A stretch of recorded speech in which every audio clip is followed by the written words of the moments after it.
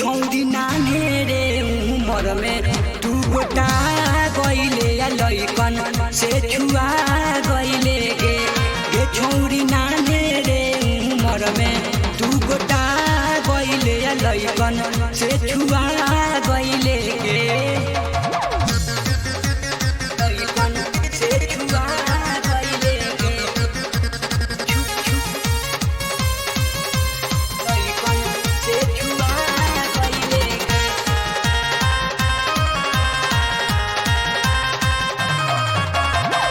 गजबे डोला बहतारू अपन कमरिया हो लइकन के बारे तोरा तो पे नजरिया हो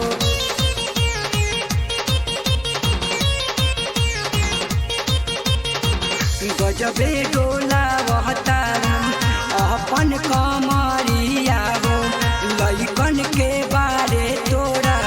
तो पे नजरिया हो लेके गइले दिलवा हमर लेके गइले गे अरे लेके गइले दिलवा हमर लेके गइले गे छौरी नान्हे रे उमर में तू गोटा गइले या लइकन से छुआ गइले गे छौरी नान्हे रे उमर में तू गोटा गइले या लइकन से छुआ गइले गे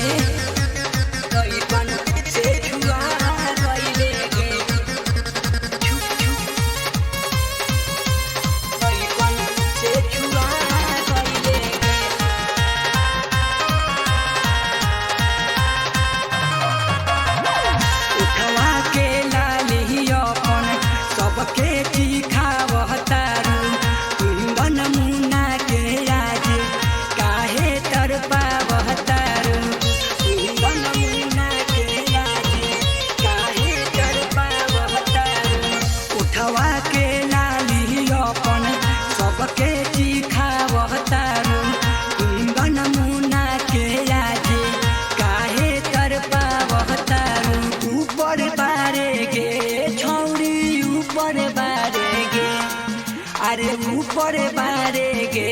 छौरी ऊपर बारे गे छौरी नान्हे रे उमर में तू गोटा गइले या लइकन से छुआ गइले गे छौरी नान्हे रे उमर में तू गोटा गइले या लइकन से छुआ गइले गे। Anirudh recording studio Hajipur Vaishali.